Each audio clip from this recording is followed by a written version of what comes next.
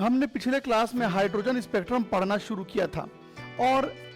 इस टॉपिक में हम लोगों ने ये पढ़ा था, इस टॉपिक के अंदर हम लोगों ने ये पढ़ा था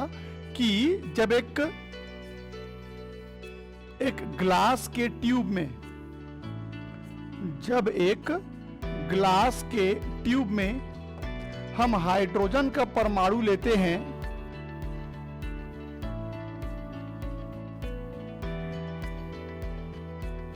जब एक ग्लास के ट्यूब में हाइड्रोजन का परमाणु लेते हैं और उसके बाद इसके अंदर 2 इलेक्ट्रोड लगा देते हैं,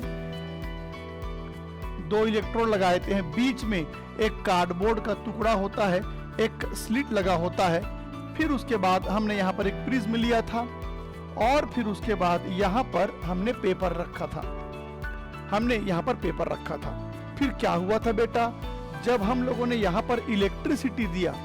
जब हम लोगों ने यहाँ पर इलेक्ट्रिसिटी दिया तो हाइड्रोजन का जो इलेक्ट्रॉन होता है, हाइड्रोजन का इलेक्ट्रॉन उछल के ऊपर चला जाता है और ऊपर में जाके घूमने लगता है,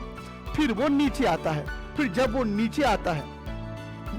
है तो बेटा वो स्टेप वाइज नीचे आता है, कभी यहाँ से यहाँ आएगा, कभी यहाँ से यहाँ आएगा, कभी यहाँ से यहाँ आएगा, कभी यहाँ से यहाँ आएगा, कभी यहाँ से यहाँ आएगा, कभी यहाँ से यहाँ आएगा, कभी यहाँ से यहाँ आएगा, कभी यहाँ से यहाँ आएगा, कभी यहाँ से यहाँ आएगा।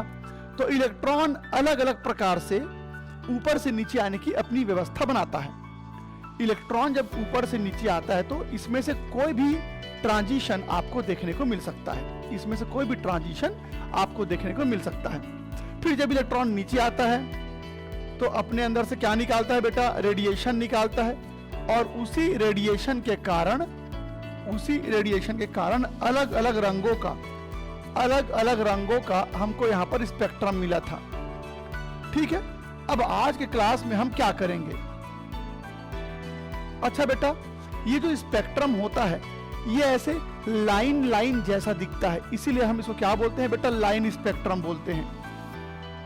क्या बोलते हैं बेटा इसको हम लोग, लाइन स्पेक्ट्रम बोलते हैं। तो जब ये स्पेक्ट्रम बनता है तो क्योंकि ये देखने में ऐसे लाइन जैसा दिखता है, इसीलिए इसको लाइन स्पेक्ट्रम बोलते हैं।